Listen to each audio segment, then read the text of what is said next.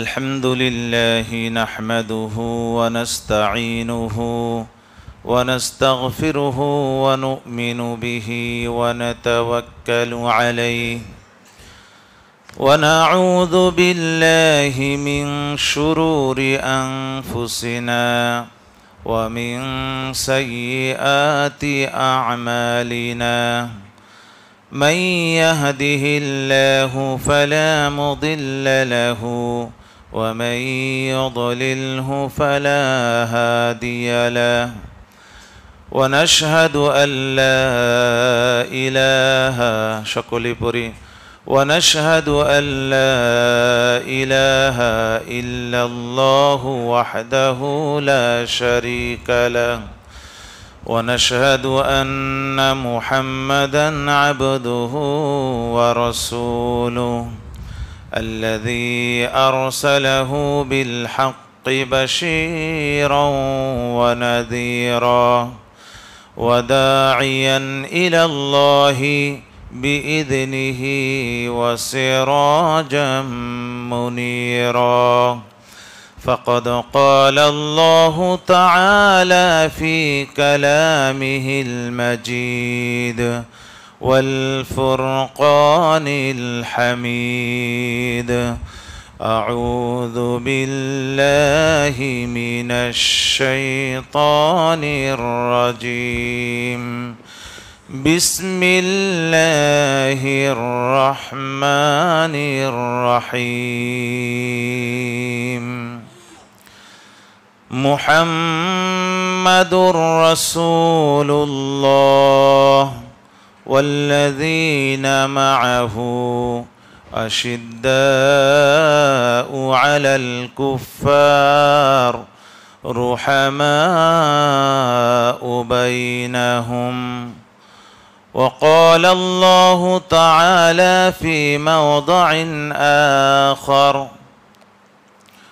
وإن عاقبتم فعاقبوا بمثل ما عوقبتم به ولئن صبرتم لهو خير للصابرين وقال النبي صلى الله عليه وسلم جاهدوا المشركين بأموالكم وأنفسكم وألسنتكم أو كما قال عليه الصلاة والسلام صدق الله العظيم وصدق رسوله النبي الكريم ونحن على ذلك من الشاهدين والشاكرين والحمد لله رب العالمين شكل درود بري اللهم صل على محمد وعلى آل محمد كما صليت على إبراهيم وعلى آل إبراهيم إنك حميد مجيد اللهم بارك على محمد وعلى آل محمد كما باركت على إبراهيم وعلى آل إبراهيم إنك حميد مجيد بلغ العلا بكماله كشف الدجى بجماله حسنت جميع خصاله صلوا عليه وآله সম্মানিত মুআজ্জাজ মুহতারাম মহান রব্বুল আলামিনের প্রতি অন্তরের গভীর থেকে আদায় করি শুকরিয়া যে আল্লাহ তাআলা তার মেহমান হওয়ার সুবর্ণ সুযোগ দান করেছেন সকলেই অন্তর থেকে বলি আলহামদুলিল্লাহ রদিতু বিল্লাহি রব্বা ওয়া বিল ইসলামি দীনা ওয়া বি মুহাম্মাদিন নাবিয়্যা ওয়া রাসূলা ভাইরা আমার আজকে জমাদিল উলার প্রথম তারিখ, জুমার দিন, গুরুত্বপূর্ণ একটি দিন। আমরা একত্রিত হয়েছি।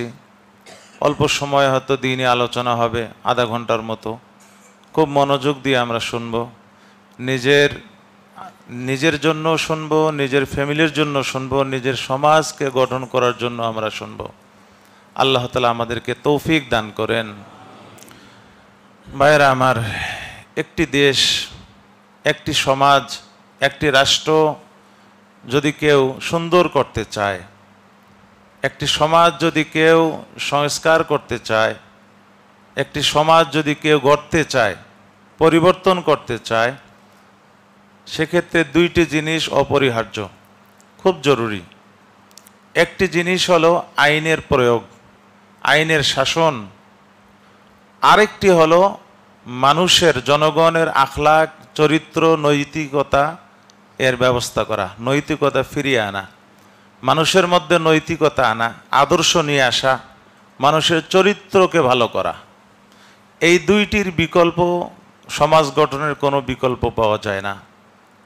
তবে এই দুইটির মধ্যে, আইনের শাসন আর চরিত্রের মধ্যে শরীয়ত গুরুত্ব দিয়েছে একটাকে বেশি, সেটা হলো মানুষের চরিত্র। আইনের শাসনের চেয়ে মানুষের আখলাক এবং চরিত্রের বেশি গুরুত্ব শরীয়তের মধ্যে। আইনের অবশ্যই প্রয়োজন রয়েছে, আইনের দরকার অবশ্যই রয়েছে। মানুষ চুরি করবে, অবশ্যই আইনের আওতায় আনতে হবে। ডাকাতি করবে, আইনের আওতায় আনতে হবে। হাঙ্গামা করবে, আইনের আওতায় আনতে হবে।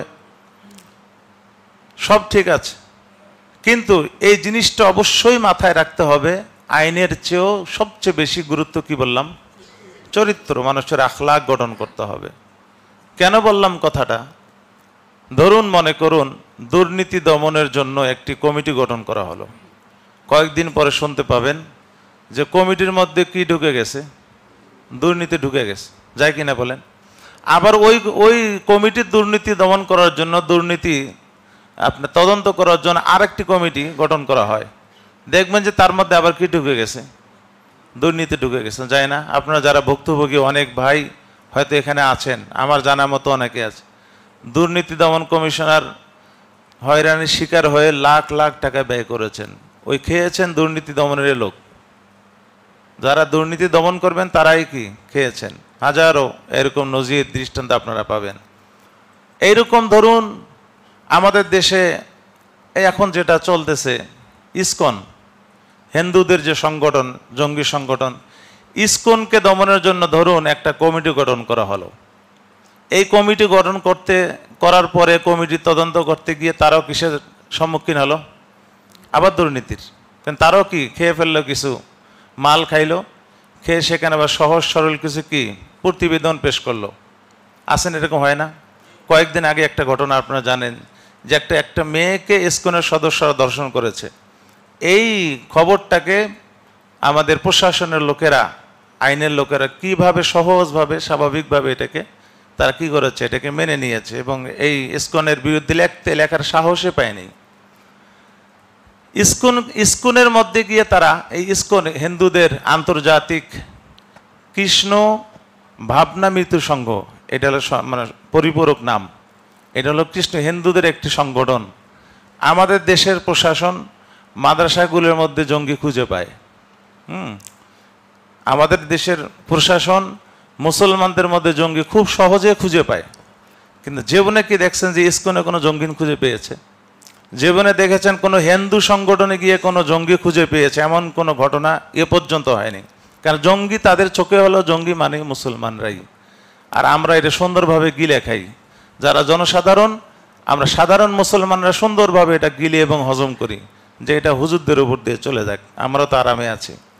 এই আরাম কত বছর সহ্য করবেন? 70 বছর আরাম করবেন তো করেন, 70 বছরে তো করবেন, 80 বছরে তো করবেন আরাম, 100 বছরে আরাম করবেন, করেন। জবাব তো দিতে হবে কোথায়?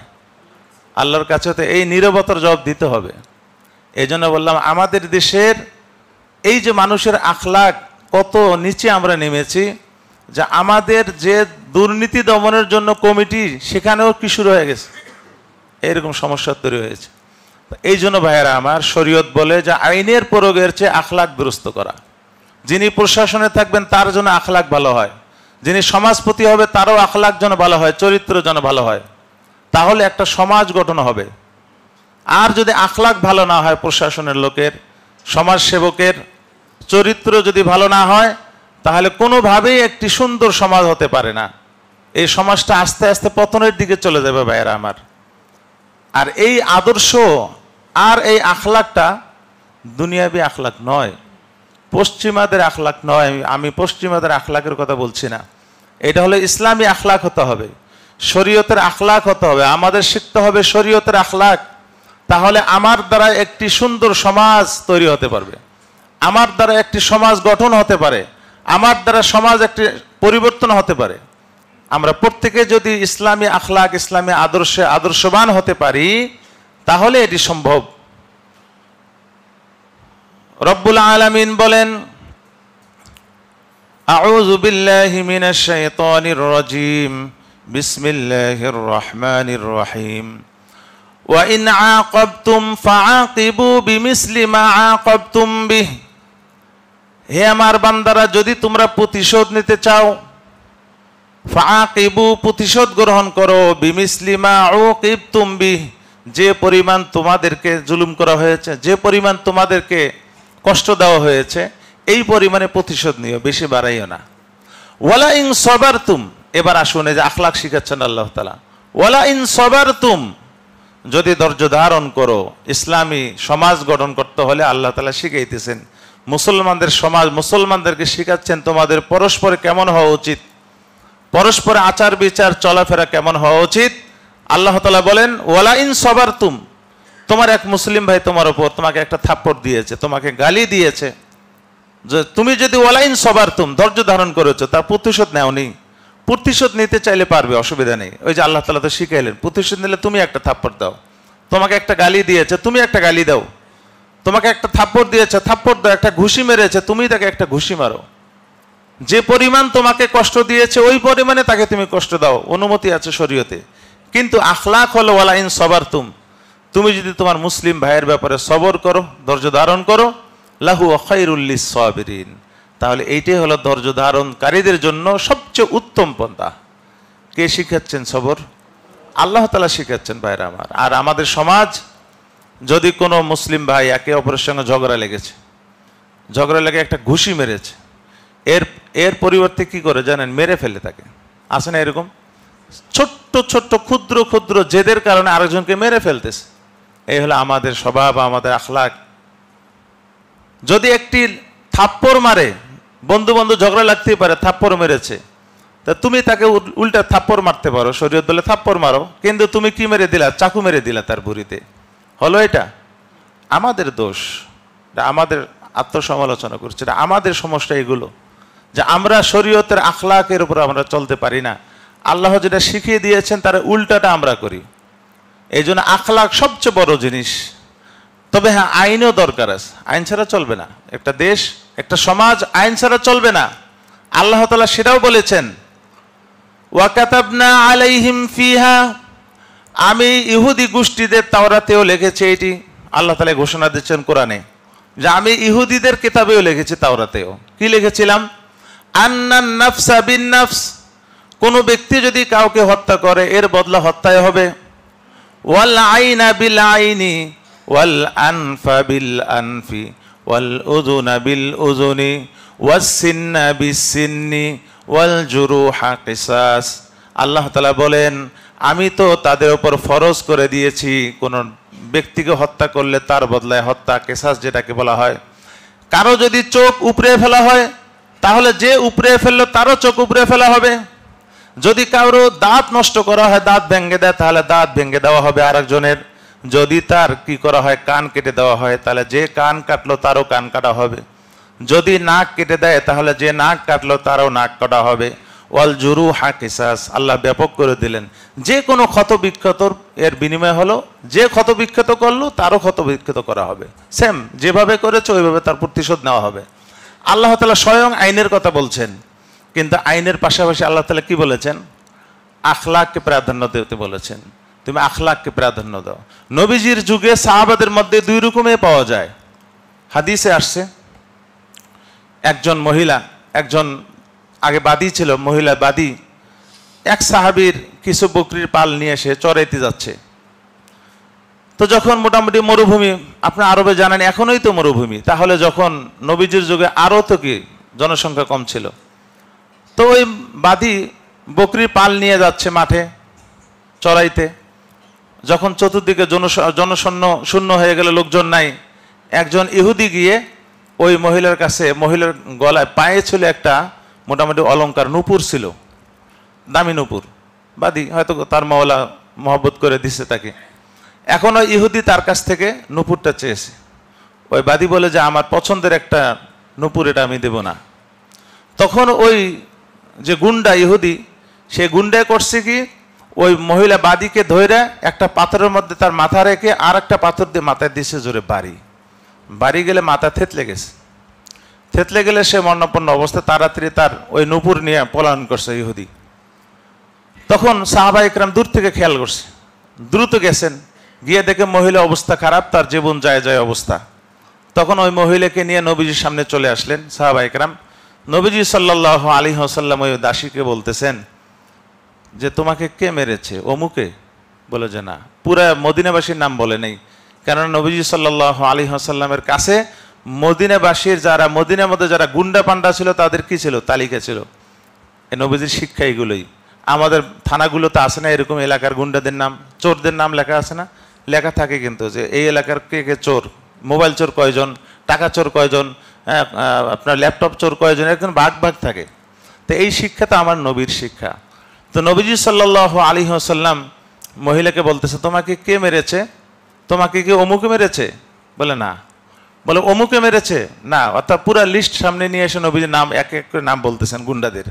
যখন ওই ইহুদি গুন্ডার নাম বলেছে তখন ওই মহিলা ইশারা করছে যে হ্যাঁ। তখন নবীজি সাল্লাল্লাহু আলাইহি, একটু পরে ওই বাদী মারা যায়। নবীজি সাল্লাল্লাহু আলাইহি ওয়াসাল্লাম সাহাবাদেরকে বললেন যে যাও তাকে ধরে নিয়ে এসো, কোথায় পাও? সাহাবা একরাম চতুর্দিকে খুঁজে তাকে পেয়েছে। পাইলে নবীজির সামনে নিয়ে আসা হয়। নবীজি সাল্লাল্লাহু আলাইহি ওয়াসাল্লাম সরাসরি তাকে শাস্তি দেয়নি, কারণ একজন বাদীর তাও মুমূর্ষ অবস্থায় তার এই স্বীকারোক্তি কখনো কি হতে পারে না, একজনকে মারার কারণ হতে পারে না। তখন নবীজি সাল্লাল্লাহু আলাইহি ওয়াসাল্লাম ইহুদিকে জিজ্ঞাসাবাদ করলেন যে তুমি এই মহিলার মাথা থেতলে দিয়েছো যে মারা গেছে, সত্য কথা বলো। যখন ভয়ভীতি দেখানো হয়েছে, রিমান্ডে নিয়েছে, তখন ইহুদি স্বীকার করেছে হ্যাঁ আমি মেরেছি। এখান থেকে একটি মাসালা আসে। প্রথম মাসালা তো বললাম এলাকার গুন্ডা বান্ডাদের কি তালিকা থাকা উচিত প্রতি থানায়, যেটা আমাদের দেশে আছে। আরেকটি হলো, এখান থেকে মাসআলা হলো, কোনো ব্যক্তি যদি অপরাধ করে তাহলে যে মৃত্যু সজ্জা, তার কাছ থেকে কিছু নমুনা নেওয়া যেতে পারে, কিন্তু তার কথার উপর নির্ভর করে কি করতে নেই, শাস্তি দিতে নেই আরেকজনকে।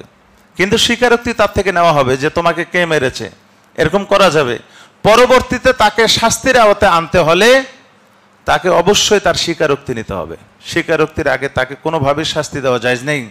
নবী সাল্লাল্লাহু আলাইহি ওয়াসাল্লাম তার স্বীকারোক্তি নিয়েছেন আগে। এই জন্য আমরা চুরির যে সিসি ক্যামেরা ফুটেজ দেখি, বা ডাকাতির ফুটেজ, বা ধর্ষণের ফুটেজ, এই ফুটেজের ওপর ভিত্তি করে শরীয়তের বিধান কি? জেনার শাস্তি কি বলেন তো? যদি বিবাহিতা হয় তাহলে শাস্তি কি? তাকে হত্যা করা, এই তো সঙ্গে ছাড়া, অর্থাৎ পাথর মেরে অর্থাৎ ফাঁসি দেওয়া। এখন ওই ছেলে মেয়ে কেউ কি করে না, স্বীকারোক্তি দেয় না। আপনি সিসি ফুটেজ একবার ভিডিও করেছেন, আপনি একাই শাস্তি, আপনি সাক্ষী একাই, তারা জেনা করতেছে, আপনি সাক্ষী একাই। সাক্ষী লাগে কয়জন? চারজন নাই, আপনি একাই পুরো ভিডিও করেছেন, আপনি আদালতে পেশ করেছেন। শরীয়ত বলেন একজন সাক্ষীর ভিত্তিতে হবে না। বলে যে আমার সিসি ক্যামেরা অথবা আমি ভিডিও করেছি, এটা সাক্ষী গ্রহণযোগ্য হবে কিনা? শরীয়ত বলে যে না, এরা গ্রহণযোগ্য হবে না। কেন? ভিডিও কি করা যায়? এডিটও করা যায়। যদি এডিট নাও করে তবু শরীয়ত তখন শিক্ষা দিচ্ছে, যে আজকের ঘটনা শিক্ষা। তখন ওই ধর্ষককে, ওই অপরাধীকে আদালত ডাকবে, ডেকে তার কাছ থেকে স্বীকারোক্তি নেবে। এগুলো হলো সহায়ক, যে দেখো তোমার ভিডিও, তোমার ধর্ষণের ভিডিও করা হয়েছে, সিসি ক্যামেরা দেখো। হ্যাঁ, এইরকম তাকে ভয়ভীতি দেখে তার থেকে কি নিতে হবে? স্বীকারোক্তি। যখন সে স্বীকার করবে যে হ্যাঁ আমি কি করেছি, অপরাধটা করেছি, তখন তার স্বীকারোক্তির উপর তাকে কি দেওয়া হবে? শাস্তি দেওয়া হবে। আর যদি সে কোনোভাবে স্বীকার না করে, যে জান যায় যাক আমি স্বীকার করব না, কিন্তু ভিডিও সব প্রস্তুত, শরীয়ত বলে এই অবস্থা তাকে কি দেওয়া যাবে না? শাস্তি দেওয়া যাবে না। তো ওই মহিলার স্বীকারোক্তি, মহিলা যখন সে ইশারা করলো যে হ্যাঁ অমুক ইহুদি ইহুদিকে ডাকা হলো, ফা আতারাফা, হাদিসে আসছে। ওই ইহুদি স্বীকার করলো যে হ্যাঁ আমি এমনটা করেছি। নবীজি সাল্লাল্লাহু আলাইহি ওয়াসাল্লাম সাহাবায়ে কেরামদেরকে অর্ডার দিলেন, একে নিয়ে যাও, একটা পাথরের উপর তার মাথা রাখবা, আর একটা পাথর দিয়ে তাকে থেতলে তাকে মেরে ফেলে আসো। সাথে সাথে সাহাবায়ে কেরাম গিয়ে একই শাস্তি প্রয়োগ করেছে ইহুদির উপর। তো এই যে আইনের প্রয়োগ শরীয়তে ছিল। শরীয়তের মধ্যে আইনের পাশাপাশি আমি বলছিলাম আখলাক, আমাদের আখলাকটা হলো কি, আখলাকেরও কি রয়েছে, দৃষ্টান্ত রয়েছে। হযরত আমিরে মুআবিয়া রাদিয়াল্লাহু তাআলা আনহু আপনারা সকলে জানেন, তিনি আমিরে মুআবিয়ার খেলাফত আমলে একজন কুরাইশি সাহাবী আর একজন আনসারী, ওই দুইজনের মধ্যে ঝগড়া লেগেছে। ঝগড়া লাগার পরে কুরাইশি ওই ব্যক্তি আনসারী সাহাবী ঘুষি দিয়ে দাঁত ভেঙে ফেলেছে। একটা ঘুষি মেরেছে দাঁতে, মুখের ওপর, দাঁতটা কি হয়ে গেছে, ভেঙে গেছে। তখন ওই আনসারী সাহাবী আমিরে মুআবিয়ার দরবারে আসেন। আমিরে মুআবিয়া রাদিয়াল্লাহু তাআলা আনহুকে বললেন যে ইয়া আমিরাল মুমিনিন, তিরমিজির হাদিস, যে হে আমিরুল মুমিনিন, অমুক কুরাইশি আমার দাঁত ভেঙে দিয়েছেন, আপনি তার বিচার করেন, তার থেকে প্রতিশোধ গ্রহণ করেন, তাকে আমার হাতে তুলে দেন, আমি তার প্রতিশোধ নেব। আমিরে মুআবিয়া রাদিয়াল্লাহু তাআলা আনহু চিন্তা করলেন যে মুসলমান ভাই ভাই এগুলো কি করা উচিত, পরস্পরে সমাধান হওয়া উচিত। বিদায় শোনো, তোমাকে আমি বড় অঙ্কের একটা দিয়াতের ব্যবস্থা করতেছি, টাকা দিয়ে দেব, তুমি তাকে ক্ষমা করে দাও। ওই আনসারী সাহাবী বলেন যে না, আমি কোনোভাবেই ক্ষমা করব না, আমি তার দাঁত ভাঙ্গার আগ পর্যন্ত কি করব না, ছাড়বো না। আমিরে মুআবিয়া অনেক বুঝালেন, কিন্তু বান্দা বোঝে নাই। তখন আমিরে মুআবিয়া রাদিয়াল্লাহু তাআলা আনহু ওই কুরাইশি ওই ব্যক্তিকে ওই আনসারী ব্যক্তির হাতে তুলে দিলেন যে ঠিক আছে, তুমি নিয়ে যাও, তার থেকে কি করো, তুমি বদলা গ্রহণ করো। ওই মজলিসে দরবারের মধ্যে উপস্থিত ছিলেন হযরত আবু দারদা রাদিয়াল্লাহু তাআলা আনহু, হাকিমুল উম্মাহ যাকে বলা হয়। সাহাবারা তাকে হাকিমুল উম্মাহ বলে ডাকতেন। কাকে? আবু দারদা রাদিয়াল্লাহু আনহুকে। আবু দারদা রাদিয়াল্লাহু তাআলা আনহু ওই আনসারী সাহাবীকে বলতেছেন যে ভাই যাচ্ছেন যেহেতু যান, একটা হাদিস শুনে যান, একটা হাদিস আপনাকে বলি। তখন ওই সাহাবী বললেন যে বলেন। তখন আবু দারদা রাদিয়াল্লাহু তাআলা আনহু বললেন যে নবীজি সাল্লাল্লাহু আলাইহি ওয়াসাল্লাম বলেছেন যে কোনো মুমিন যদি আরেক মুমিন থেকে আক্রান্ত হয় আর তাকে যদি সে ক্ষমা করে দেয়, তাহলে আল্লাহ তাআলা রফাআল্লাহু দারাজাহ ওয়া হাত্তা আনহু খতিআহ, আল্লাহ তাআলা তার মর্যাদা তার অনেক বাড়িয়ে দেন এবং তার সমস্ত গুনাহ মাফ করে দেন। সুবহানাল্লাহ। যখন এই কথা শুনেছেন তখন এই আনসারী সাহাবী আবু দারদার চেহারার দিকে তাকিয়ে বলতেছেন যে হযরত, আপনি কি স্বয়ং নবীজির মুখ থেকে শুনেছেন কথাটা? আনতা সামিতা মিন রাসূলিল্লাহি সাল্লাল্লাহু আলাইহি ওয়াসাল্লাম, আপনি কি নবীজির মুখ থেকে শুনেছেন কথাটি? তখন আবু দারদা রাদিয়াল্লাহু তাআলা আনহু বললেন সামিআতহু উজনায়া, আমার দুই কান এই কথাগুলো শুনেছে। ওয়া ওয়াআহু কলবি, আমার কলব এগুলো সংরক্ষণ করেছে হাদিসটাকে। আমার কান শুনেছে, আমার কলব এটাকে হেফাজত করেছে, আমি ভুলে নেই হাদিসটি। যখন এই কথা বলেছেন তখন ওই আনসারী সাহাবী বলতেছেন যে নিশ্চয় আযারুহা, আমি তাকে ছেড়ে দিলাম, ক্ষমা করে দিলাম। সুবহানাল্লাহ। দেখুন আখলাক, সাহাবায়ে কেরামের আখলাক কি! রাসূলের কথা যখনই সামনে চলে আসছে সাহাবার দিল নরম হয়ে গেছে, সাথে সাথে তিনি যে জায়েজ যে ইয়াটা ছিল বদলা নেওয়ার, এটাও তিনি ছেড়ে দিয়েছেন। আর আমরা পরস্পর মুসলমান ভাইয়েরা ছোট্ট কোনো অধিকার আমরা কি করতে চাই না, ছেড়ে দিতে চাই না। দাঁত ভাঙ্গা তো দূরের কথা, একটা থাপ্পড় কেন দিল, থাপ্পড় কেন, হালকা টাচ কেন লাগলো আমার গায়ে? হ্যাঁ, সে গরিব মানুষ, আমি বড়লোক মানুষে কেন টাচ লাগলো? এরকম অনেক আল্লাহর বান্দার কি রয়েছে, ভাব রয়েছে। এই জন্য ভাইরা আমার খুব সতর্ক থাকতে হবে যে আমাদের আখলাক যেন কি হয়, ভালো হয়। আমার আখলাক যেন ভালো হয়, জুলুম যেন কোনোভাবেই আমার অধীনস্থদের উপর না হয়ে যায়। আখলাকটা যদি আমরা ধরে রাখতে পারি তাহলে অমুসলিম আর ইসকন বলেন, যারাই বলেন, যাদের কথাই বলেন, কোনোভাবে তারা চোখ তাকিয়ে আপনার দিকে তাকাতে পারবে না। আমাদের এই ভেদাভেদের জন্যই অমুসলিমরা আমাদের দিকে তাকানোর সাহস করে। জানে যে মুসলমানদের মধ্যে অনেক ফেরকা, মুসলমানরা এক গ্রুপ আরেক গ্রুপকে দেখতে পারে না, এক দল আরেক দলকে দেখতে পারে না। বিদে কোনো একটা দলকে মেরে দিলে অন্যরা সবাই নীরবেই থাকে। বিদে আমরা তাই করি। এই সুযোগে আমাদের ওপর শুধু কি চলতেছে, হ্যাঁ, ওই যে সুখে থাকলে ভূতে কিলায়। তো এই যে ইসকন হিন্দুরা কত আরাম আয়েসে দেশে বসবাস করে, আমরা বলি যে ওকে থাকো, কোনো অসুবিধা নেই। ছোটবেলায় আমরা হিন্দু পাড়ার পাশ দিয়ে স্কুলে যাইতাম, হিন্দুর বাড়িতে ঢুকে পানি খাইতাম, যদিও তাদের যে পানিগুলো কূপের পানি আমরা খাইতাম না, ওখানে গোবর দিত তারা। আমরা টিউবওয়েলের পানি অনেক ঠাইসে তারপর নিচ থেকে পানি খাইতাম, কেননা শুনছিলাম যে টিউবওয়েলের মধ্যেও নাকি তারা গোবর দেয় সকালে। তো এরকম আমরা শুনতাম, তো খাইতাম বাধ্য হয়। কিন্তু আমাদের তো হিন্দু পোলাপানের সাথে চলাফেরা ছিল। ওই সময়ের হিন্দুরা ছিল অনেক ভদ্র, তারা খুব নত হয়ে থাকতো মুসলমানদের সামনে, ভীতু হয়ে থাকতো।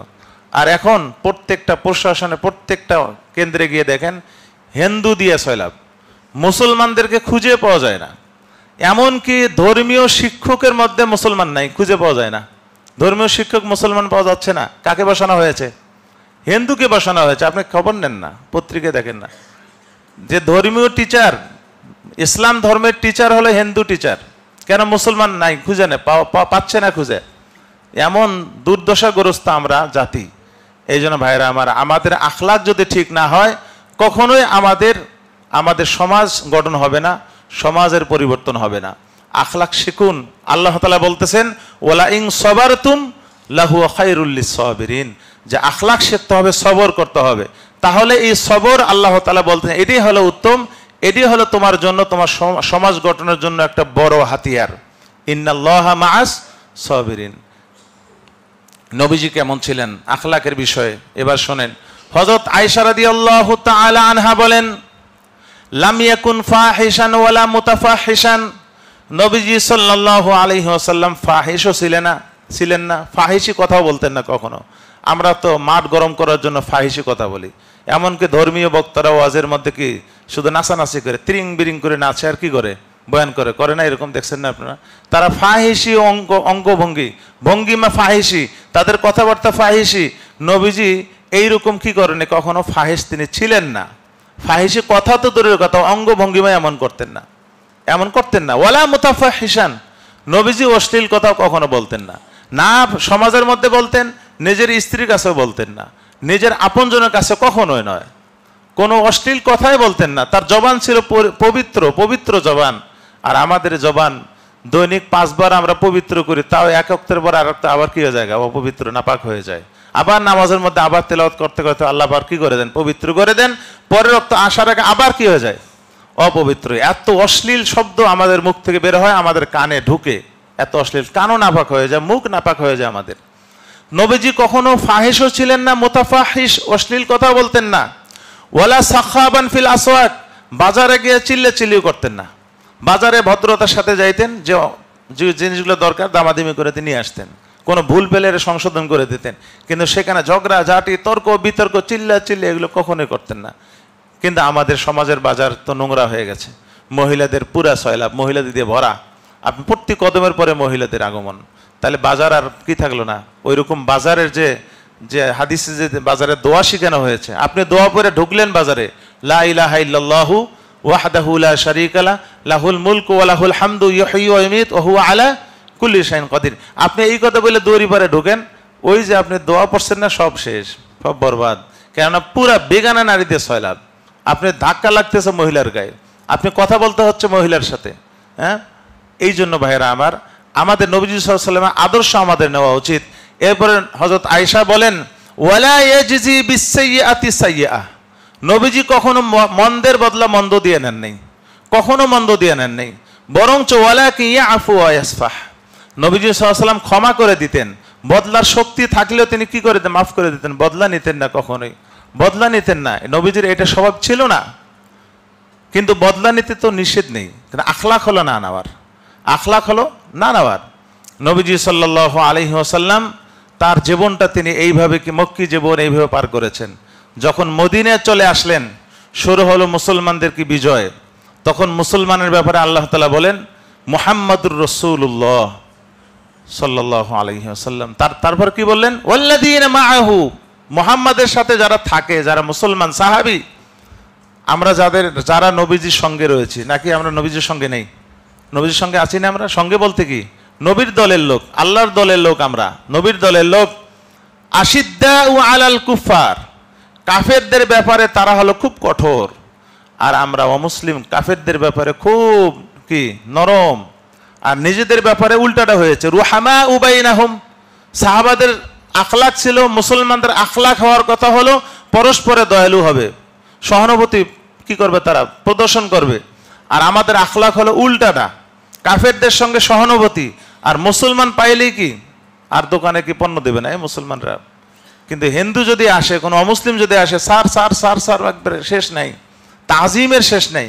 আর একজন মুসলমান ঢুকলো, আমাদেরই তো মুসলমান, কিসের আর এত তাজিম। এই হলো আমাদের অবস্থা সব ক্ষেত্রেই, সব ক্ষেত্রে। এখন যত পাম, সমস্ত পাম আমরা কাকে দিচ্ছি? হিন্দুদেরকে পাম দেওয়া হচ্ছে। এখন মুসলমানদের কোনো ভাবনাই নেই আমাদের। সব পুনর্বাসন বলেন অমুসলিমদেরকে নিয়ে, যত চিন্তা চেতনা যত ভাইরাল হচ্ছে পত্র পত্রিকা সব অমুসলিমদেরকে নিয়েই।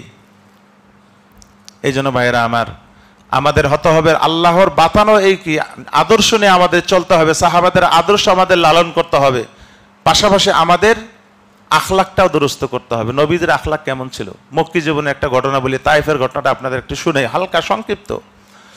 10ম হিজরিতে নবীজি সাল্লাল্লাহু আলাইহি ওয়াসাল্লাম 10 বছর পার করলেন। 10ম হিজরি না, তার নবুয়তের 10 বছর পরে আবু তালেব ইন্তেকাল করলেন। আবু তালেবের ইন্তেকালের 3 দিন পরে কে ইন্তেকাল করলেন? হযরত খাদিজাতুল কুবরা, নবীজির স্ত্রী। নবীজির এই দুইজন ব্যক্তি আসল ছিলেন, নবীজিকে প্রোটেকশন দিয়েছে এই দুইজনেই। তারা যখন ইন্তেকাল করলেন, কুরাইশরা তো এবার কি পাইল মোহাম্মদকে, যে মোহাম্মদকে আর রাখা যাবে না এই দুনিয়াতে। নবীজি সাল্লাল্লাহু আলাইহি ওয়াসাল্লাম যখন দেখলেন যে এই কুরাইশদের মধ্যে ইসলাম প্রচার করা সম্ভব হচ্ছে না, নবীজি কোথায় চলে গেলেন? তায়েফে যাওয়ার চিন্তা করলেন। চিন্তা করলেন যে তায়েফের লোকেরা একটু সহজ সরল, তারা নম্র হয়, ভদ্র হয়। তখন নবীজি যায়েদ ইবনে হারেসা রাদিয়াল্লাহু আনহু, নবীজির পালক পুত্র বা আজাদকৃত গোলাম, তাকে নিয়ে রওনা করলেন তায়েফে।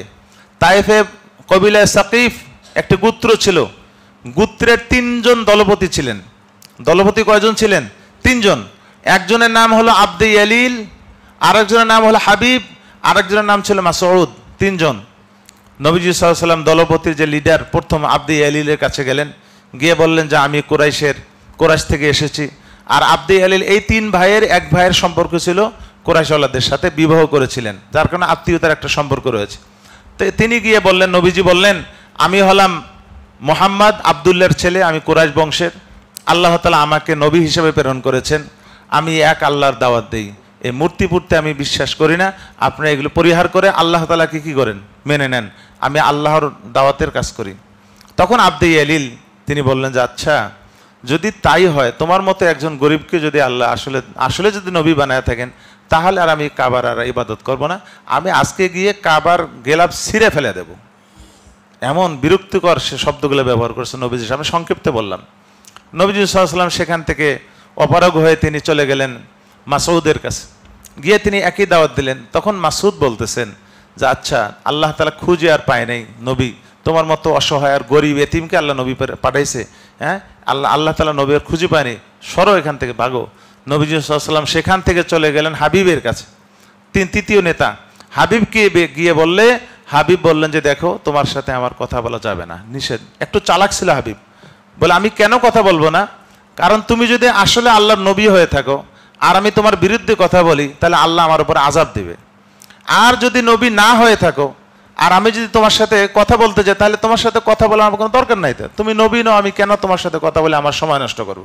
এই জন্য কোনো কারণে আমি ওই 2 কারণে তোমার সাথে কথা বলবো না। নবী হলেও কথা বলতে চাই না, বেয়াদবি করতে চাই না, আর নবী না হলে আমার কি করতে চাই না, সময় নষ্ট করতে চাই না। নবীজি সাল্লাল্লাহু আলাইহি ওয়াসাল্লাম 3 নেতার কাছে গিয়ে বললেন যে আচ্ছা, আমি বুঝেছি আপনি ইসলাম গ্রহণ করবেন না, তো ঠিক আছে, আপনারা করলেন না, এটা আপনাদের ব্যক্তিগত বিষয়, কিন্তু আমার এই যে দাওয়াতের কাজটা কুরাইশদের কাউকে বলিয়েন না, বললে তারা আমাকে কি ঠিক রাখবে না, আমার উপর তারা নির্যাতন করবে। এই কথা শুনে ওই যে পাগলকে যেরকম কিলারিতে নিষেধ করলে, ওই যে আপনার কি বলে সাকুলারিতে নিষেধ করলে আরো লাড়ানো শুরু করে দেয়, এ পাগলেরা কি করলে, এই কথা শুনে তারা সাথে সাথে পেছনে যুবকদেরকে লেলিয়ে দিল যে তাকে কি করো, নির্যাতন করো। যুবকরা নবীজি সাল্লাল্লাহু আলাইহি ওয়াসাল্লামকে পেছন থেকে পাথর মারা আরম্ভ করলো। নবীজি সাল্লাল্লাহু আলাইহি ওয়াসাল্লাম রক্তাক্ত হচ্ছিলেন, যায়েদ ইবনে হারেসা চতুর্দিকে বারবার রক্ষা করার চেষ্টা করতেছেন, কিন্তু পারেন নাই। নবীজি সাল্লাল্লাহু আলাইহি ওয়াসাল্লাম প্রত্যেকটা অঙ্গে কি পাথরের আঘাত পেয়ে নবীজি সাল্লাল্লাহু আলাইহি ওয়াসাল্লাম সামনে অগ্রসর হয়ে একটি আঙ্গুরের বাগানের ছায়ার নিচে গিয়ে বসলেন। তো ওই আঙ্গুরের বাগান ঘটনাক্রমে ছিল উতবা আর সাইবার বাগান। উতবা সাইবা হলো মক্কাবাসীর বড় বড় জাদরেল, বড় বড় যা কাফের ছিল, নাম করা যে কাফের গুন্ডা পান্ডা ছিল, তাদের মধ্যে উতবা সাইবাও ছিল, এদের কপালে ঈমান নসিব হয়নি। তো উতবা সাইবার বাগানটা ছিল সেটা। তখন উতবা সাইবাও ওই দিন সেখানে অবস্থান করছিল, তাদের বাগান দেখতে আসছে। তা দূর থেকে দেখতেছে যে মোহাম্মদ রক্তাক্ত অবস্থায় তারই বাগানে এক সাইডে এসে বসেছে। কাফের হলেও তো নিজের এলাকার তো একটা টান আছে না। তখন উতবা সাইবা চিন্তা করলেন যে এই লোকটা ঠিক আছে আমাদের শত্রু, কিন্তু তাই বলে তাইফে এসেও তাকে মারবে, এটা তো হতে পারে না। তখন তার একটা মায়া হলো, বেশি কিছু করতে পারে না, মায়া হলো।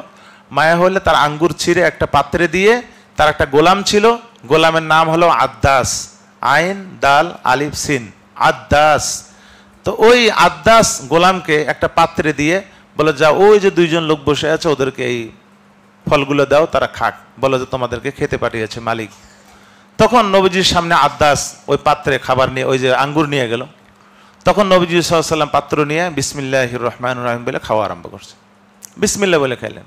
তখন আদ্দাস একটু চোখ বড় করে তাকাচ্ছে নবীজির চেহারার দিকে, বলে যে মা ইয়াকুলু হাযাল কালাম ফি হাযাল বিলাদ, বলে যে এই কথা তো এই এলাকার লোক কেউ বলে না, আপনি আবার কোথা থেকে আসলেন, আপনার বাড়ি কোথায়? নবীজি বলে যে আমি কুরাইশের, মক্কা থেকে। বলে মক্কার লোকেরা তো কোনো খাবারের শুরু দিয়ে কি বলে না, বিসমিল্লাহ বলে না, আপনি বিসমিল্লাহ বলতেছেন, আমি তো বুঝতেছি না। তখন নবীজি সাল্লাল্লাহু আলাইহি ওয়াসাল্লাম আদ্দাসকে জিজ্ঞাসা করলেন, মান আনতা, তুমি কে, তোমার ধর্ম কি, কোথা থেকে তুমি আসছো? তখন আদ্দাস বলতেছেন, আনা নাসরানি, আমি খ্রিস্টান। ওয়া আনা মিন নিওয়া, আমি শাম দেশের একটা অঞ্চল নিওয়া থেকে আসছি, নিওয়া অঞ্চল থেকে আসছি, আমি একজন গোলাম। তো বলে যে আচ্ছা, তুমি তাহলে আমার ভাই ইউনুসের এলাকার লোক? তখন আদ্দাস তো আরো ঘাবড়ে গেলেন এবং চমকে গেলেন যে কি বলে, ইউনুসকে আপনি চেনেন? আপনি ইউনুসকে কেমনে চেনেন? তো আল্লাহর নবী আপনি কেমনে চেনেন? তখন নবীজি সাল্লাল্লাহু আলাইহি ওয়াসাল্লাম বললেন, যালিকা আখি, সে তো আমার ভাই, কানা নবিয়ান ওয়া আনা নবী, তিনিও নবী ছিলেন, আমিও নবী, বিদেশে আমার ভাই, আমি চিনবো না? তখন হযরত আদ্দাস রাদিয়াল্লাহু তাআলা আনহু তিনি সাথে সাথে নবীজিকে জড়ায় ধরলেন, তার কপালে চুমা দিলেন, হাতে চুমা দিলেন, পায়ে চুমা দিলেন, এবং তিনি সাথে সাথে ইসলাম গ্রহণ করলেন। সুবহানাল্লাহ। তখন কিছুক্ষণ ব্যয় করে তখন ওই উতবা সাহেবের কাছে চলে গেছে আদ্দাস। উতবা সাহেব দূর থেকে এগুলো ফলো করতেছে। যখন আদ্দাস তার মালিকের কাছে গেছে, মালিক বলতেছে কি ব্যাপার, এতক্ষণ সময় ব্যয় করলে, আবার ওই লোকের তুমি মাথায় চুম্বন করলে, কপালে হাতে চুম্বন করলে, পায়ে চুম্বন করলে, ব্যাপার কি, কি হয়েছে? তখন আদ্দাস বলে যে তিনি তো আল্লাহর নবী, সে তো আল্লাহর নবী, এখানে অনেক নির্যাতিত হয়েছেন, তার থেকে আমি যত আলামত যত লক্ষণ পাইলাম সব কিছু এগুলো নবীরা ছাড়া কেউ এগুলো করতে পারে না, আমি মুসলমান হয়ে গেছি। তখন উতবা সাহেবা বলল যে তুমি ইসলাম গ্রহণ করলে ওই গরিবটার হাতে, তোমার খ্রিস্টান ধর্মই তো ভালো ছিল। যাই হোক, আমি যেটা বলতেছি, নবীজি সাল্লাল্লাহু আলাইহি ওয়াসাল্লাম যখন খেজুর খালেন, একটা শক্তি ফিরে পেলেন, তখন জায়েদ ইবনে হারেসা লক্ষ্য করলেন যে যে মালিক খেজুর পাঠিয়েছে সে ছিল কে, আঙ্গুর পাঠিয়েছে সে ছিল কে, উতবা সাহেবা। তখন জায়েদ ইবনে হারেসা নবীজিকে বলতেছেন যে ইয়া রাসূলুল্লাহ, আপনি এত নির্যাতনের শিকার হলেন, আপনার এলাকার দুইজন ব্যক্তি এখানে, এইটা মালিক মনে হয় তারাই, তা আপনি তাদের থেকে সহযোগিতা নিতে পারেন। নবীজি সাল্লাল্লাহু আলাইহি ওয়াসাল্লাম বললেন, না, এখানে আর থাকা যাবে না, চলো তাড়াতাড়ি, এখানে আর বেশিক্ষণ অপেক্ষা করা যাবে না। নবীজি সাল্লাল্লাহু আলাইহি ওয়াসাল্লাম সাথে সাথে বের হয়ে একটু বাইরে গিয়ে একটা পাথরের নিচে, ছায়ার নিচে তিনি বসলেন, একটু বিশ্রামে তিনি একটু ঘুমিয়ে পড়েছেন। চোখ খুলে দেখে জিবরিল আলাইহিস সালাম সামনে এসে দাঁড়ানো। জিবরিল আলাইহিস সালাম বলতেছেন, ইয়া রাসূলুল্লাহ, আল্লাহ তাআলা আমাকে প্রেরণ করেছেন, আপনাকে সালাম পেশ করেছেন, আর বলেছেন আপনাকে যে তারা নির্যাতন করেছে আপনি রক্তাক্ত, আল্লাহ তাআলা সহ্য করতে পারতেছেন না, আল্লাহর আরশ থর থর করে কাঁপতেছে। আল্লাহ তাআলা বলেছেন যে আপনি যদি বলেন তাহলে এই পুরা তায়েববাসীকে একবারে পিষে দেব আমরা, এবং এই পাহাড়ের যে ফেরেশতা দায়িত্বে রয়েছে, ফেরেশতাকে আল্লাহ তাআলা প্রেরণ করেছেন, আপনার অর্ডারের অপেক্ষা রয়েছে। তখন নবীজি সাল্লাল্লাহু আলাইহি ওয়াসাল্লাম বলে যে না, সাথে সাথে তিনি নামাজে দাঁড়িয়ে গেলেন, সাথে সাথে নামাজে দাঁড়িয়ে গেলেন। নামাজে দাঁড়িয়ে ফেরেশতাদেরকে কি বলবেন, এবার স্বয়ং আল্লাহকে বলতেছেন যে আল্লাহ, আমি এটা কখনো চাই না, আপনি আমার উম্মতদেরকে নষ্ট করেন, হালাক করেন, ধ্বংস করে দিয়েন না। মাকে যদি সন্তান মারে, আপন সন্তান মারে, আর ওই মায়ের সামনে যদি সন্তানকে কেউ এসে পিটায়, মা কি সহ্য করবে? কখনোই করবে না। কারণ আমার সন্তান কলিজার টুকরা, আল্লাহর নবীতে এর চোখই ছিলেন, দয়ালু ছিলেন। আল্লাহ তাআলা আল্লাহ নবী নামাজ দাঁড়িয়ে কান্না শুরু করছেন, এই আল্লাহ, আমার উম্মতদেরকে আপনি ধ্বংস করিয়েন না, এরা আজকে ইসলাম গ্রহণ করেনি, আজকে হয়তো এক সময় তাদের সন্তানরা ইসলামের জন্য কি করবে, তার পাগল হয়ে যাবে, ইসলামের জন্য তার দায়ী হবে, আপনি এদেরকে ক্ষমা করে দেন। নবীজি সাল্লাল্লাহু আলাইহি ওয়াসাল্লামের দোয়া কবুল হয়েছে। সাথে সাথে নবীজি সাল্লাল্লাহু আলাইহি ওয়াসাল্লাম কোথায় চলে আসলেন? মক্কায়। অনেক লম্বা ঘটনা, মক্কায় কিভাবে আসলেন, এটাই ছিল আমাদের আখলাক। কিন্তু আমরা পরস্পরের আখলাক দেখাতে পারি না। আমাদের আখলাক পরস্পরে দেখাতে না পারার কারণে আশিদ্দাউ আলাল কুফার যে আল্লাহ তাআলা গুণটা আমাদেরকে দিয়েছে, এই গুণটা আমরা এখন মুসলমানদের জন্য প্রয়োগ করি, আর মুসলমানদের পরস্পরে যে আমাদের আখলাক থাকা কথা, এইটা আমরা অমুসলিমদের ক্ষেত্রে ব্যবহার করি, যার কারণে অমুসলিমদের মতো একটা জঙ্গি সংগঠন ইসকনের মতো এই জঙ্গি সংগঠন আমাদের দিকে লাল চোখে তাকায়, আমরা শুধু চেয়ে দেখি। এই জন্য ভাইরা আমি বলেছিলাম যে আমরা শুধু যত তদন্ত খুঁজে শুধু একমাত্র মুসলমানদের মধ্যে জঙ্গি খুঁজে পায়, কোথায় খুঁজে পাওয়া যায় না। হিন্দুদের মধ্যে এরা জঙ্গি খুঁজে পায় না। হ্যাঁ, এরা ওই ইসকনের মধ্যে কোনো জঙ্গি নাই। আমাদের দেশে এই ইসকনের আবির্ভাব যে হয়েছে, এদের যত অপতৎপরতা, দয়া করে, এখন তো মিডিয়ার যুগ, এখন তো সোশ্যাল মিডিয়ার, আপনি এটা খুঁজে বের করেন না, আপনার দায়িত্ব এগুলো, ইমানি দায়িত্ব। নবীজি সাল্লাল্লাহু আলাইহি ওয়াসাল্লাম বলেছেন, জাহিদুল মুশরিকিন, যারা শিরিক করে তাদের সাথে জেহাদ করো।